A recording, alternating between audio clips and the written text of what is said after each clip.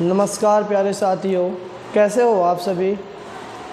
उम्मीद करूँगा आप सभी ठीक ही होंगे। तो हम हमारे पॉलिटिकल साइंस का जो सेकंड चैप्टर पढ़ रहे थे उसकी अपन चर्चा कर रहे थे। उसमें हमारा जो आज का लास्ट जो भाग है वो बचा है। आज ये चैप्टर ख़त्म हो जाएगा, ठीक है। तो इसमें हमारा कम्युनिस्ट पार्टी ऑफ इंडिया, ये आज अपन इस पर चर्चा करेंगे। तो आइए बिना टाइम गवाए हम पढ़ते हैं कम्युनिस्ट पार्टी ऑफ इंडिया। तो कम्युनिस्ट पार्टी ऑफ इंडिया, देखो कम्युनिस्ट का मतलब होता है एक लोगों का समूह। कम्युनिस्ट यानी कि कम्युनिटी शब्द से बना है, लोगों का समूह, जिसमें कुछ लोगों के समूह के द्वारा ही सरकार चलाई जाती है। इसमें जनता की ज़्यादा नहीं सुनी जाती, जैसे कि वर्तमान में चीन, रूस, ऐसे दोनों देशों में और भी ऐसे कई देश हैं जिनमें कम्युनिस्ट गवर्नमेंट देखी जाती है। तो भारत में भी कम्युनिस्ट पार्टी बनी, तो उसके बारे में पढ़ेंगे अपन।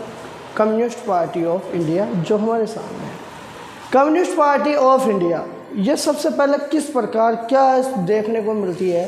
तो ये जो रूसी क्रांति थी, रूसी क्रांति से प्रेरित हुई। 1917 में होती है रूसी क्रांति, आपको पता है।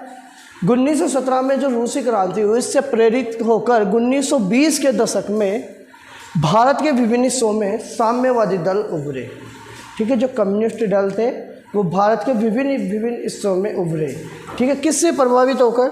रूसी क्रांति से प्रभावित होकर। तो पहली बात याद रहेगी, रूसी क्रांति से प्रभावित होकर या प्रेरित होकर 1920 के दशक में भारत के विभिन्न हिस्सों में साम्यवादी दल उभरे। उसके बाद 1935 से 1920 में तो ये जगह जगह पर साम्यवादी दल उभर गए। फिर 1935 से 41 तक की बात है। 1935 से 41 के समय के बीच में ये साम्यवादी दल, जो कांग्रेस पार्टी थी जिसकी स्थापना अपन ने पढ़ी थी 28 दिसंबर 1885 को हो गई थी। मैं आपसे क्वेश्चन करता हूँ, कमेंट बॉक्स में बताना, कांग्रेस की स्थापना किस रिटायर्ड अंग्रेज अधिकारी की सहायता से हुई थी? आप ये मेरे को कमेंट बॉक्स में बताना। तो जिस कांग्रेस की स्थापना 28 दिसंबर 1885 को हो गई थी, ये साम्यवादी जो लोग थे, नेता थे, वो क्या कर रहे थे? इस कांग्रेस के दायरे में रहकर कार्य कर रहे थे। कांग्रेस के दायरे में रहकर कार्य कर रहे थे।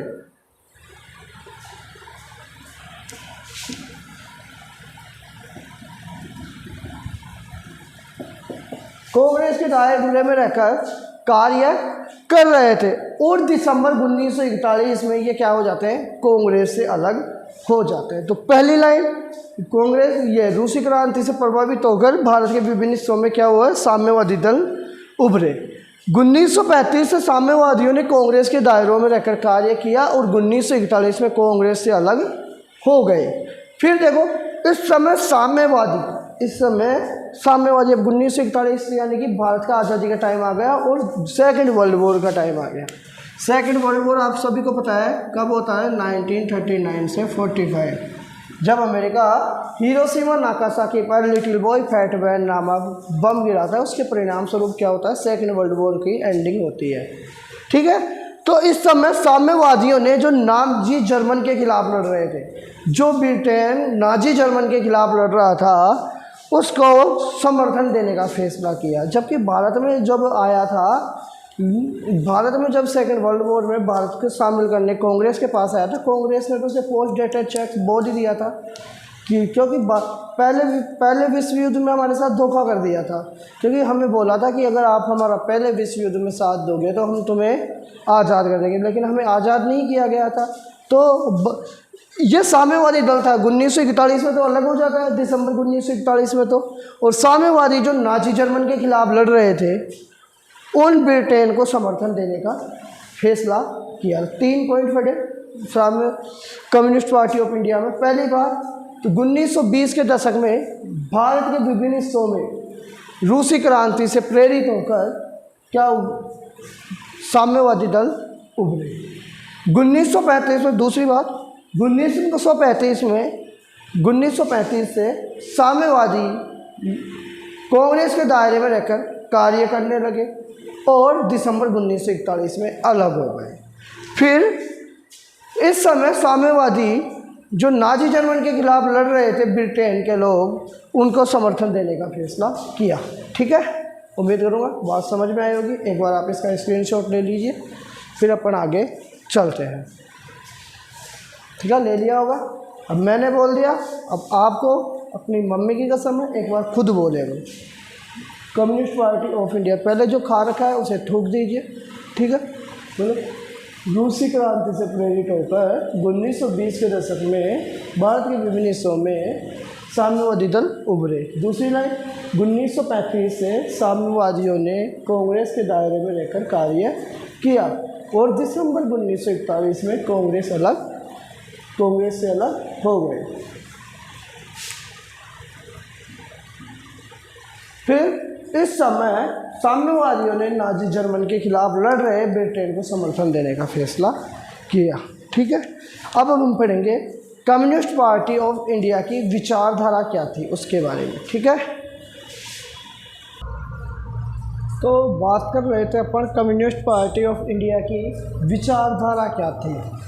देखो, ये भी इसकी विचारधारा में क्या होगी, कम से कम मतलब खुद की तानाशाही, मतलब मैंने बताया कम्युनिस्ट पार्टी कैसा काम करती है, ज़्यादा मतलब इसमें ज़्यादा लोगों की नहीं सुनी जाती, कुछ लोगों का समूह होता है। तो उस समय क्या करती थी ये कम्युनिस्ट पार्टी, ये जो गैर कांग्रेसी, देखो सुनो, गैर कांग्रेसी पार्टियों की तुलना में भारतीय कम्युनिस्ट पार्टी के पास सुचारू और मिशनरी कार्यकर्ता थे। ठीक है, तो पहली बात तो याद रखना, जो जितने भी गैर कांग्रेसी पार्टी थी, जितनी भी गैर कांग्रेसी पार्टी थी, मतलब जो कांग्रेस नहीं थी, उसके अलावा इसके अपोजिट में जितनी भी पार्टी थी, वो उनमें से कम्युनिस्ट पार्टी के पास सुचारू और मिशनरी कार्यकर्ता थे। सुचारू और मिशनरी कार्यकर्ता थे किसके पास? कांग्रेस के पास, फिर इसके कम्युनिस्ट पार्टी के पास, सॉरी। फिर ये क्या कहती थी, ये पार्टी कहती थी, ये तो देश की आज़ादी को ही नहीं मानती थी। ये कहती थी कि जो आज़ादी हमें 1947 में मिली थी वो वास्तविक आज़ादी नहीं है। इस पार्टी ने इस विचारधारा के साथ तेलंगाना में हिंसा को क्या दिया, बढ़ावा दिया। ठीक है, ये पार्टी क्या मानती थी कि जो आज़ादी हमें 1947 में मिली है वो वास्तविक आज़ादी नहीं है। इस विचारधारा के साथ इसने क्या किया, तेलंगाना में हिंसक विद्रोह को बढ़ावा दिया। अब जो ये बात थी कि ये रियल आज़ादी नहीं है, इस बात पर यह पार्टी जनता का समर्थन हासिल नहीं कर पाई, इसको जनता का समर्थन नहीं मिला इस बात पर, और उन्हें इस पार्टी को सशस्त्र विद्रोह द्वारा दबा दिया गया। इस पार्टी को सशस्त्र विद्रोह द्वारा दबा दिया गया। तो पहली लाइन, गैर कांग्रेसी पार्टी की तुलना में भारतीय कम्युनिस्ट पार्टी के पास मिशनरी व सुचारू कार्यकर्ता थे। इस पार्टी का मानना था कि जो आज़ादी हमें 1947 में मिली है वो वास्तविक आज़ादी नहीं है। इस विचारधारा के साथ इसने क्या कर दिया, तेलंगाना में हिंसक विद्रोह को बढ़ावा दिया। साम्यवादी पार्टी अपनी बात के पक्ष में जनता का समर्थन हासिल नहीं कर सकी और उन्हें सशस्त्र सेनाओं द्वारा दबा दिया गया। चौथी बात कहती है कि 1951 में 1959 में जो साम्यवादियों ने हिंसक क्रांति का रास्ता छोड़ दिया। अब यहाँ पर जो ये हिंसक क्रांति को बढ़ावा दे रहे थे साम्यवादी, यहाँ पर देखो, हिंसक क्रांति को बढ़ावा दे रहे थे, उन्होंने ये क्या कर दिया, 1951 में हिंसक क्रांति का रास्ता छोड़ दिया। अब हिंसक क्रांति का रास्ता छोड़ देने के बाद इन्हें क्या हुआ, आने वाले आम चुनाव हुए, उनमें कम्युनिस्ट पार्टी को 16 सीटें जीत ली और यह सबसे बड़ी विपक्षी पार्टी के रूप में उभरी। ठीक है, तो देखो, जब इस पार्टी ने कौन सा रास्ता छोड़ा, हिंसा का रास्ता छोड़ दिया, तो इस पार्टी को आने वाले जो चुनाव थे उसमें 16 सीटें मिली। ये आपको भी पता है कहाँ से क्या मिली। ठीक है, मैंने पहले चर्चा कर दी, आप मेरे को कमेंट बॉक्स में बता दोगे। ठीक है, 16 सीटें मिली और सबसे बड़ी विपक्षी पार्टी के रूप में उभरी। ठीक है, सबसे बड़ी विपक्षी पार्टी के रूप में उभरी। तो पहली लाइन क्या पड़ी, गैर कांग्रेसी पार्टियों की तुलना में भारतीय कम्युनिस्ट पार्टी के पास सुचारू और मिशनरी कार्यकर्ता थे। दूसरी, इस पार्टी का मानना था कि जो देश 1947 में आज़ाद हुआ है वो वास्तविक आज़ादी नहीं है। इस विचारधारा के साथ पार्टी ने तेलंगाना में हिंसक विद्रोह को बढ़ावा दिया। साम्यवादी अपनी बात के पक्ष में जनता का समर्थन हासिल नहीं कर सके, इस कारण उन्हें सशस्त्र विद्रोह द्वारा दबा दिया गया। फिर 1951 में ये साम्यवादी जो पार्टी के नेता थे उन्होंने क्या किया, हिंसा का रास्ता छोड़ दिया, जिससे उन्हें आने वाले चुनाव में क्या हुआ, लगभग 16 सीटें जीतने को मिली या जीत मिली। फिर और ये सबसे बड़ी विपक्षी पार्टी के रूप में उभरी। फिर इस दल को ज़्यादा समर्थन, देखो कौन कौन सी जगह पर मिलता है। इस दल को ज़्यादा समर्थन मिला आंध्र प्रदेश, पश्चिम बंगाल, बिहार और केरल में। आंध्र प्रदेश, पश्चिम बंगाल, बिहार और केरल में इस पार्टी को ज़्यादा समर्थन कहाँ मिला, आंध्र प्रदेश, पश्चिम बंगाल, बिहार और केरल में। और इसके प्रमुख नेताओं की बात करूँ मैं तो AK सेठी, S.A. Dange, E.M. Namboodiripad, P.C. Joshi, Ajay Ghosh आदि इसमें प्रमुख नेता थे। ठीक है, तो सब अब एक बार देखना क्वेश्चन कैसे पूछा जाएगा आपसे। ऑब्जेक्टिव जो क्वेश्चन आते हैं, MCQ जाते हैं, उसमें पूछ लेगा कि निम्न में से कौन से नेता कम्युनिस्ट पार्टी के नहीं है। 3 ये नाम दे देगा, ठीक है, और एक कोई दूसरा दे देगा। ठीक है, तो आपको सारी बातें याद होनी चाहिए। को कहाँ पर समर्थन मिला था इनका नाम दे देगा, या इनका नाम वैसे पूछ सकता है। तो एक बार दोबारा गैंग दोबारा बोलेंगे, एक बार मैं बोलूँगा फिर आपको बोलना। गैर कांग्रेसी पार्टियों की तुलना में भारतीय कम्युनिस्ट पार्टी के पास सुचारू एवं मिशनरी कार्यकर्ता थे। ठीक है, दूसरी बात, कांग्रेस पार्टी का मानना था कि जो आज़ादी हमें 1947 में मिली है वो वास्तविक आज़ादी नहीं है। इस विचारधारा के साथ उसने क्या किया, तेलंगाना में हिंसक विद्रोह को बढ़ावा दिया। तीसरी बात, साम्यवादी अपने बात के पक्ष में जनता के पास समर्थन हासिल नहीं कर पाए, इस कारण उन्हें सशस्त्र विद्रोह द्वारा दबा दिया गया।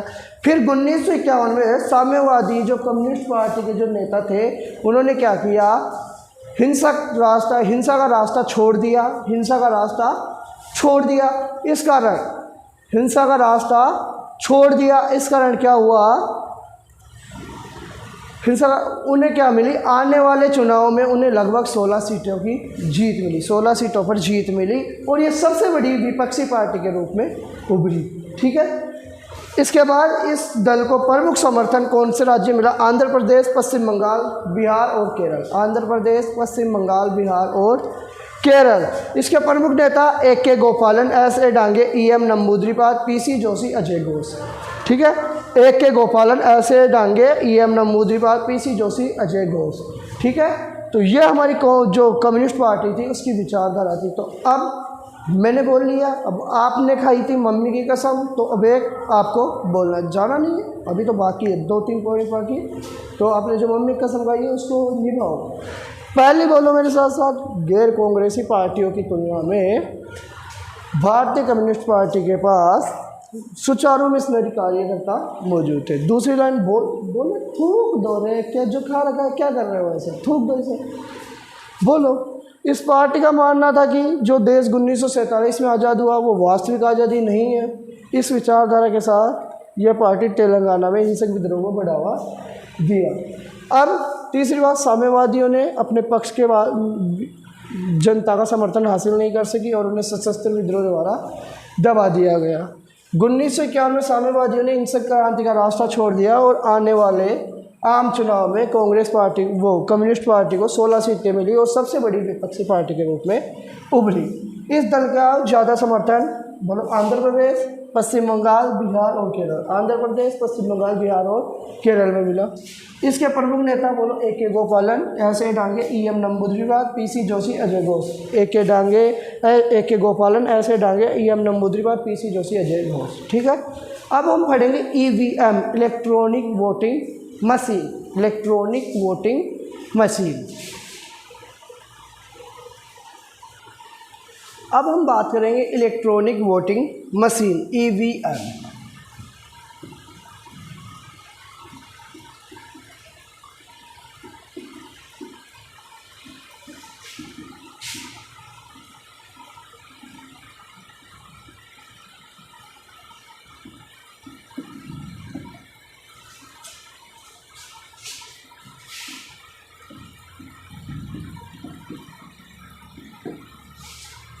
ईवीएम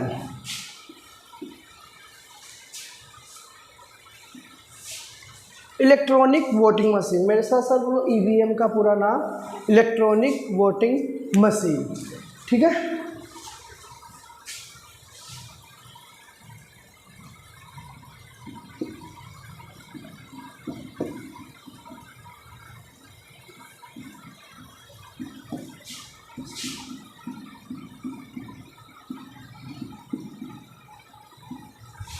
सबसे पहले क्वेश्चन पूछेगा आपसे, इलेक्ट्रॉनिक वोटिंग मशीन की शुरुआत सबसे पहले कहाँ पर हुई, कब हुई? तो इलेक्ट्रॉनिक वोटिंग मशीन की शुरुआत 1990 में हुई थी। सबसे पहले ईवीएम सर्वप्रथम ईवीएम की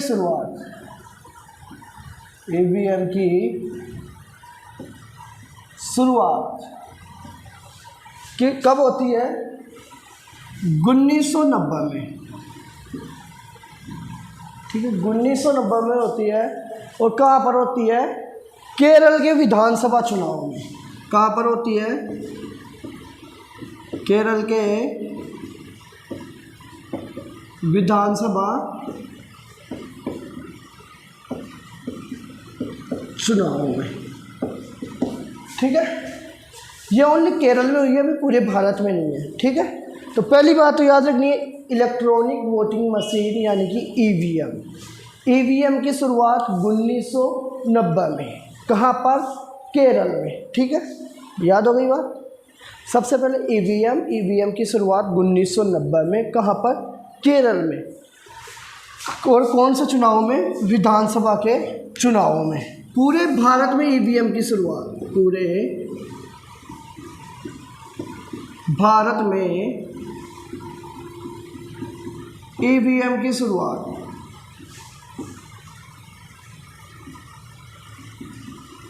कब होती है? 2004। पूरे भारत में ईवीएम की शुरुआत 2004 में होती है। ठीक है, सही दिख रहा है। पूरे भारत में ईवीएम की शुरुआत 2004 में होती है। तीन बात होगी, EVM electronic voting machine. Electronic voting machine, electronic voting machine यानी कि पहली बात तो अपन ने इसमें पढ़ी, इसकी शुरुआत 1990 में। कहाँ से? केरल के विधानसभा चुनाव में। पूरे भारत में बात करें तो 2004 में। कहाँ? पूरे भारत में। अगर आपसे ये क्वेश्चन पूछ लिया भारत के अलावा कौन सा देश इसको चलाता है, तो पूरे विश्व में केवल दो ही, अपनी किताब के अकॉर्डिंग पूरे विश्व में केवल दक्षिण अफ्रीका और भारत में ईवीएम का यूज होता है। पूरे, जब आपकी बुक के अकॉर्डिंग पूरे विश्व में, या ऐसे कर लो, भारत के अलावा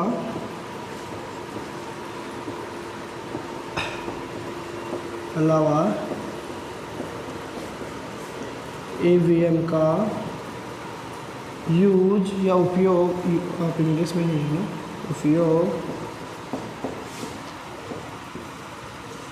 दक्षिण अफ्रीका में होता है।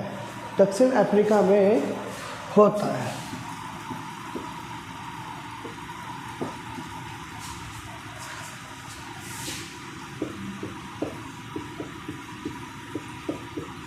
ठीक है, ये अपनी ईवीएम थी। ईवीएम पे ये बातें हैं जो अपने को याद रखनी है। ठीक है, ईवीएम इलेक्ट्रॉनिक वोटिंग मशीन सर्वप्रथम उपयोग 1990 में। कहाँ पर? केरल के विधानसभा चुनाव में। पूरे भारत में 2004 में। भारत के अलावा दक्षिण अफ्रीका में। ठीक है, ये मैंने बोल दी, अब आपको कसम पूरी करनी है, आप बोलोगे।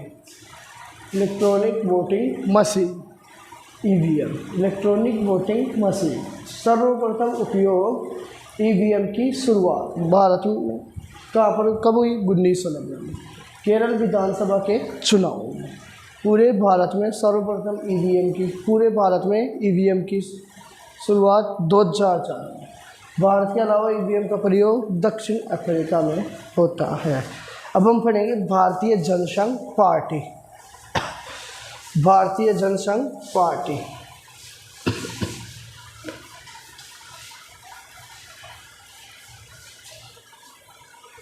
भारतीय जनसंघ पार्टी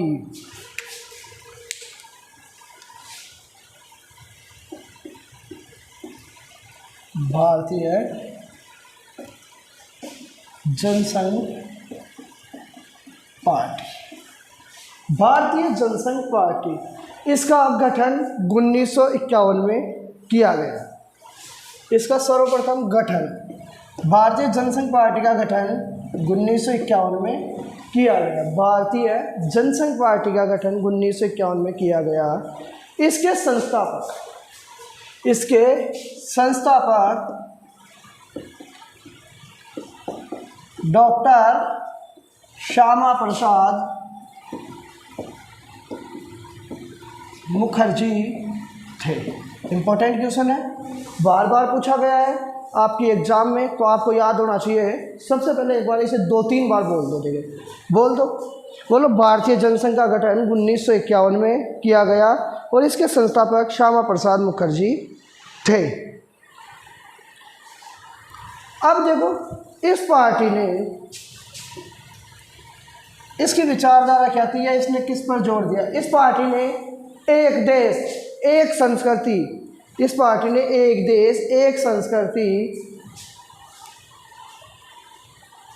और एक राष्ट्र के विचारों पर जोर दिया। ठीक है, इस पार्टी ने क्या किया? एक देश एक संस्कृति, एक देश एक संस्कृति की विचारधारा पर क्या दिया? जोर दिया। ठीक है, एक देश या एक राष्ट्र भी कर लो, या एक राष्ट्र की विचारधारा पर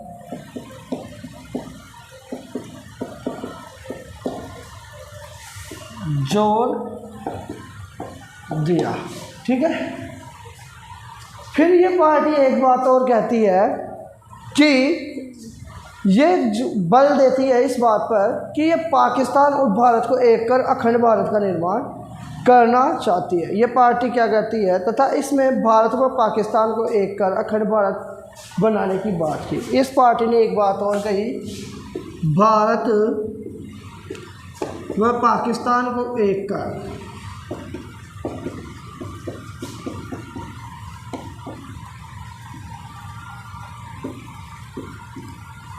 एक अखंड भारत बनाने की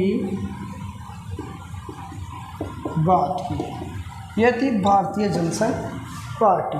तो सबसे पहले 1951 में भारतीय जनसंघ पार्टी का गठन, बोलो 1951 भारतीय जनसंघ पार्टी का गठन, और इसके संस्थापक कौन? Doctor Shyama Prasad Mukherjee, doctor Shyama Prasad Mukherjee. ठीक है, एक देश एक संस्कृति और एक राष्ट्र की विचारधारा पर जोर देती है। ये पार्टी एक देश एक संस्कृति और एक राष्ट्र की विचारधारा पर जोर देती है। और ये पार्टी क्या कहती है कि भारत पाकिस्तान को एक कर अखंड भारत अखंड भारत के निर्माण करने की इस पार्टी ने बात की। ठीक है, भारत पाकिस्तान को एक कर अखंड भारत बनाने की बात की। ये थी भारतीय जनसंघ। तो भारतीय जनसंघ 1951, संस्थापक श्यामा प्रसाद मुखर्जी।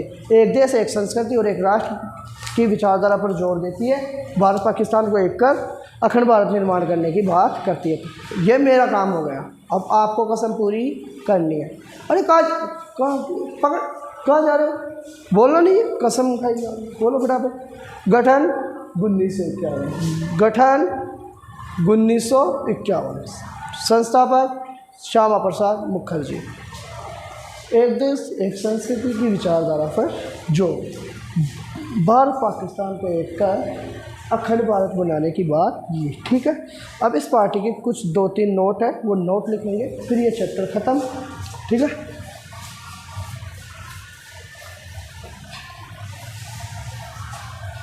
देखो क्वेश्चन पूछा गया आपके बुक में कि समग्र मानवतावाद सिद्धांत के प्रणेता कौन थे। फटाफट बताओ, देखिए कमेंट बॉक्स में किस किस को पता है। समग्र मानवतावाद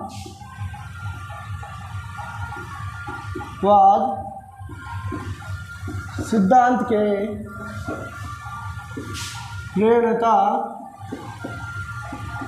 कौन थे, बताओ फटाफट बता दीजिए। किसी को पता है तो, नहीं मेरे को तो बताना ही है।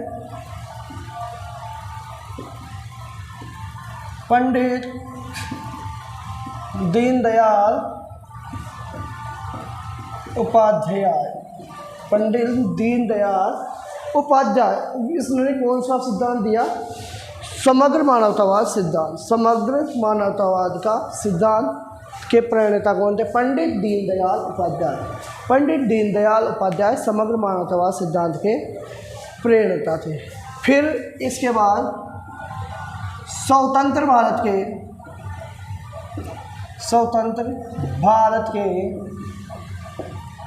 प्रथम भारतीय गवर्नर जनरल, स्वतंत्र भारत के प्रथम गवर्नर जनरल कौन थे? प्रथम भारतीय गवर्नर जनरल कौन थे, बताओ। देखिए इन्हें बोलते हैं सी, ठीक है, या चक्रवर्ती, इनका पूरा नाम चक्रवर्ती राजगोपालाचारी,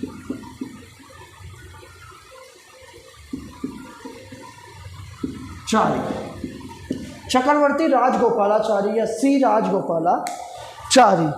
फिर एक पार्टी थी independent labour party, independent labour party.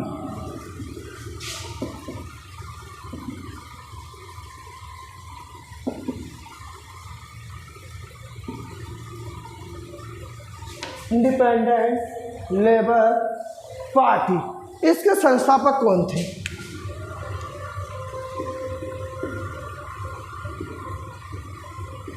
इसके संस्थापक कौन थे? इंडिपेंडेंट लेबर पार्टी के संस्थापक कौन थे? तो इसके संस्थापक थे doctor Bhimrao Ambedkar. Doctor Bhimrao Ambedkar. Independent labour party के संस्थापक कौन थे? डॉक्टर भीमराव अंबेडकर। फिर इसके बारे में बात करूं, भारतीय संविधान सभा की प्रारूप समिति के अध्यक्ष कौन थे? ये बात मैंने आपको बता दी थी, आप बताओगे।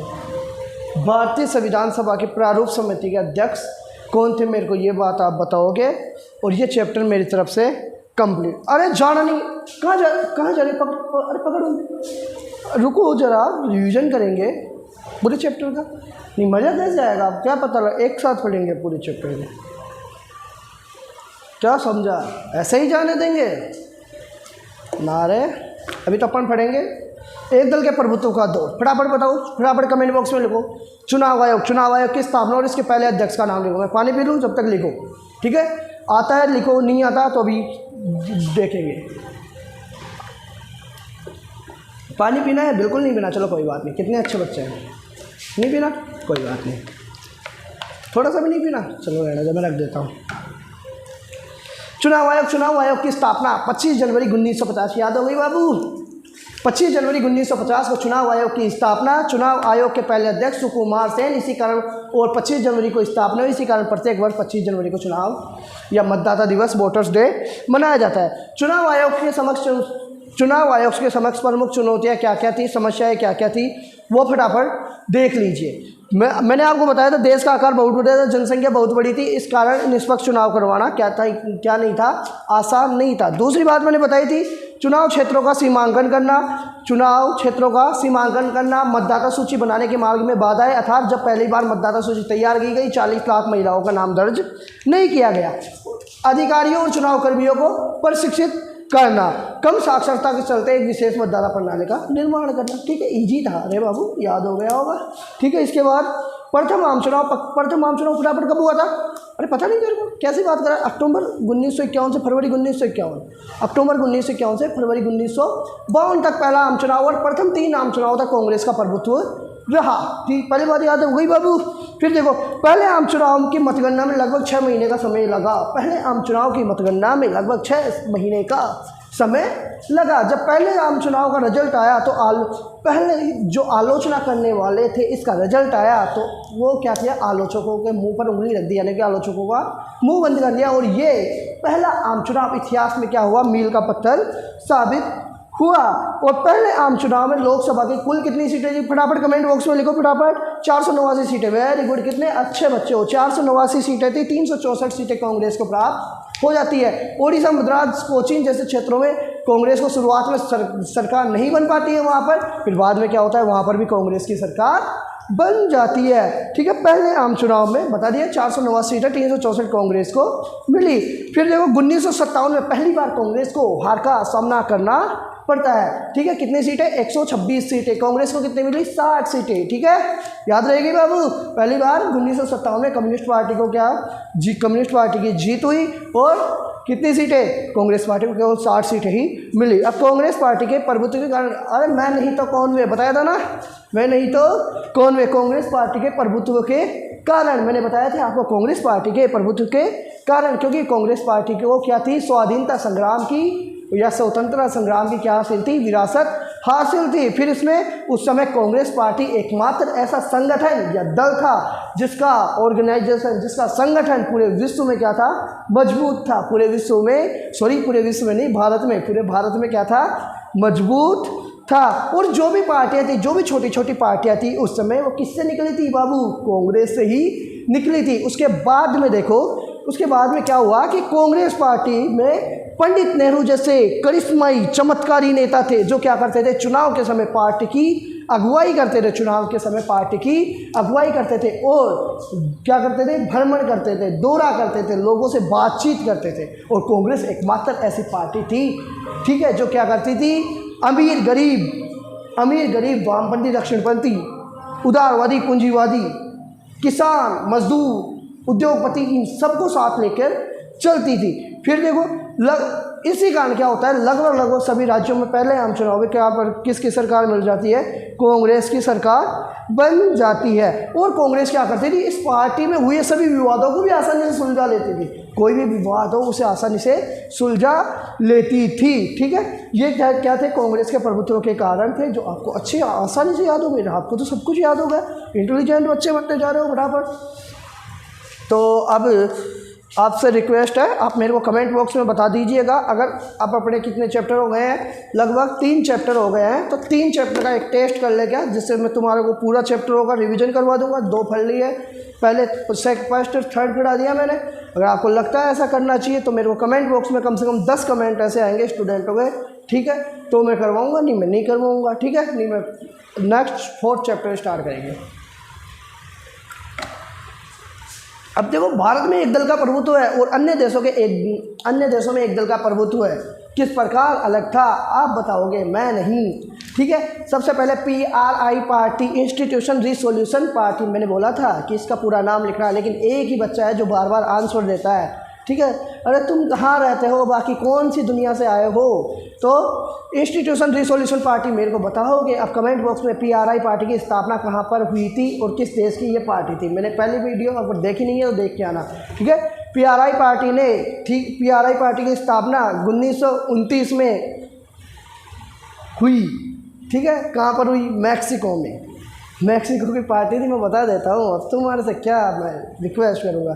इस पार्टी ने लगभग 60 वर्षों तक शासन किया, लेकिन कैसे किया, परिपूर्ण इसका रूप तानाशाही था। फिर इसके बाद में मैंने बात की चीन, क्यूबा, सीरिया जैसे देशों में संविधान केवल एक पार्टी को ही मान्यता देता है। म्यांमार, बेलारूस, इरिट्रिया जैसे देशों में सैन्य बलों एवं राजशाही ताकतों के बलबूते पर क्या की गई, एक दल का प्रभुत्व रहा। लेकिन भारत एकमात्र ऐसा देश था जिसमें एक दल का प्रभुत्व निष्पक्ष चुनाव एवं लोकतंत्र के बलबूते पर रहा। फिर इसके बाद में अपन ने पढ़ा विपक्षी दलों का उद्भव और लोकतंत्र में उनकी भूमिका। विपक्षी दलों का उद्भव और लोकतंत्र में उनकी भूमिका। भारत में मैंने बताया था कि आपको भारत में क्या है, बहुदलीय लोकतांत्रिक व्यवस्था है, लेकिन यहाँ पर कई समय तक एक पार्टी का क्या रहता है, प्रभुत्व रहता है। लेकिन यहाँ पर कई समय तक क्या रहता है, एक पार्टी का प्रभुत्व रहता है। फिर आज़ादी के समय बहुत सी जीवंत पार्टियाँ थी। मैंने बताया था कि आज़ादी के समय बहुत सी जीवंत पार्टियाँ थी जो निष्पक्ष रूप से क्या कर रही थी, चुनाव में भाग ले रही थी। और इनमें से कई पार्टियाँ तो ऐसी थी जिनका अस्तित्व आज़ादी के बाद भी बना हुआ था। इनमें से कई पार्टियाँ तो ऐसी थी जिनका अस्तित्व है 1952 का जो पहला आम चुनाव हुआ उसके बाद भी बना हुआ था। फिर देखो, लेकिन इनकी प्रमुख भूमिका मैंने बताई थी आपको 1960 से 70 के दशक में महत्वपूर्ण रही। फिर इन पार्टियों की मौजूदगी ने स्वतंत्र लोकतंत्र में प्रतिस्पर्धा को जागरूक किया। मैंने बताया कि आपको इन पार्टियों की मौजूदगी ने स्वतंत्र लोकतंत्र में प्रतिस्पर्धा को बढ़ावा दिया।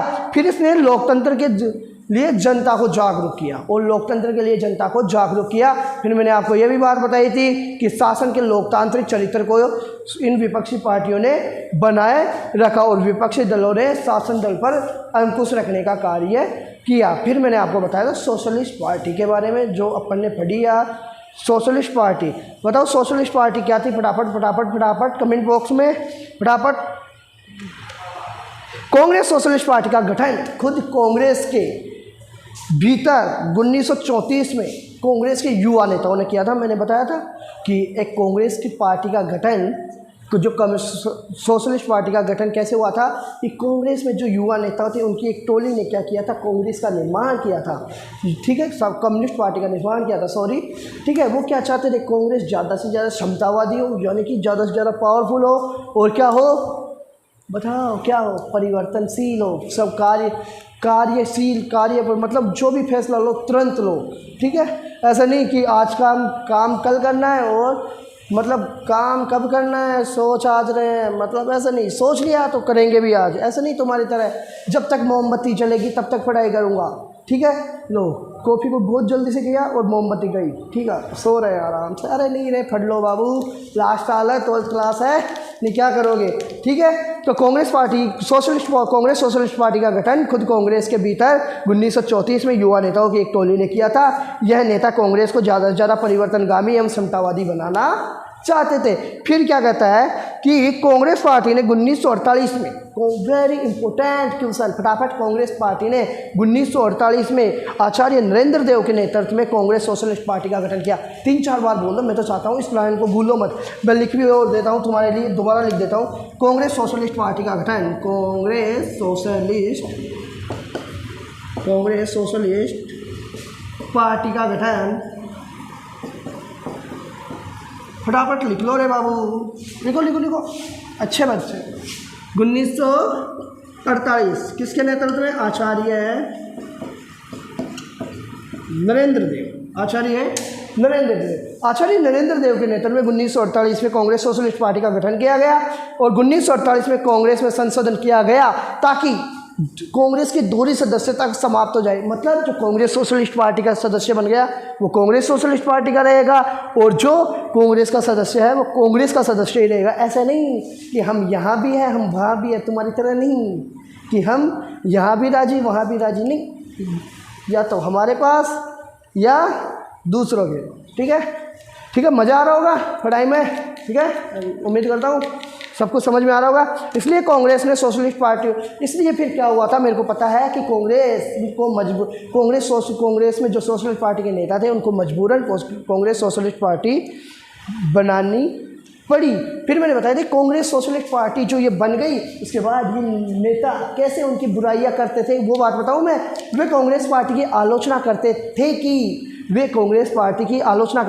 कांग्रेस क्या करती है, पूंजीपति जमींदारों और किसानों की क्या करती है, उपेक्षा करती है। कांग्रेस क्या करती है, पूंजीपति जमींदारों और किसानों की क्या करती है, उपेक्षा करती है। अब बोलोगे सर आपकी स्पीड तो AK-47 से भी तेज़ हो रही है, तुम्हारी भी ऐसे होनी चाहिए। अब रिवीजन का टाइम है तो तुम हट के आना चाहिए तुम्हें, ठीक है।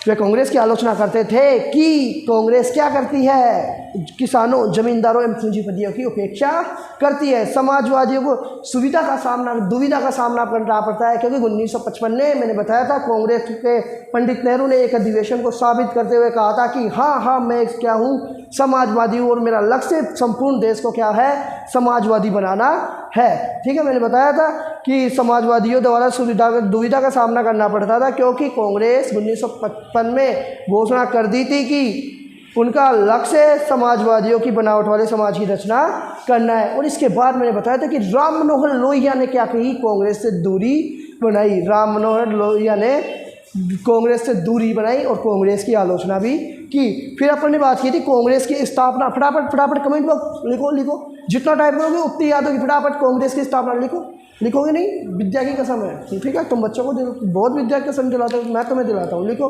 कमेंट बॉक्स में, लिखो विद्या की कसम है तुम्हें। कब हुई थी कांग्रेस की स्थापना, ठीक है, कहाँ पर हुई थी वो भी लिखो। कांग्रेस की स्थापना लिखो, फटाफट नहीं लिखो। हाँ, कांग्रेस की स्थापना 28 दिसंबर 1885 को कहाँ पर, गोकुलदास तेजपाल संस्कृत कॉलेज, गोकुलदास तेजपाल संस्कृत कॉलेज। किसकी अध्यक्षता, किसकी सहायता से, एक अंग्रेज रिटायर्ड अधिकारी A.O. ह्यूम, एक रिटायर्ड अंग्रेज अधिकारी A.O. ह्यूम, और इसका पहला अध्यक्ष W.C. बनर्जी को या व्योमेश चंद्र बनर्जी को बनाया गया। और इस प्रकार क्या हुआ, कांग्रेस का गठन हुआ। बाकी आप देख लेना। और आज पर डाजो आपको मुबारक हो। मैं उम्मीद करूँगा सारी बातें आपको समझ में आई होगी, ठीक है। इसके बाद जो पार्टी थी, ठीक है, थैंक यू। उम्मीद करता हूँ सारी बातें समझ में आई होगी, ठीक है। और क्या मोटिवेशन, चलो मोटिवेशन चलो ले दो। तो अपने घर वालों से तुम क्या प्रॉमिस कर रखे हो, चलो प्रॉमिस कर दो फटाफट कि माँ मैं तेरे आंसुओं की बूंदों को मोती सा चमकाऊंगा, कि माँ मैं तेरे आंसुओं की बूंदों को मोती सा चमकाऊंगा। तू सपने बड़े देखना, पूरा करके मैं दिखाऊंगा। तू सपने बड़े देखना, पूरा करके मैं दिखाऊंगा। ओके, थैंक यू साथियों।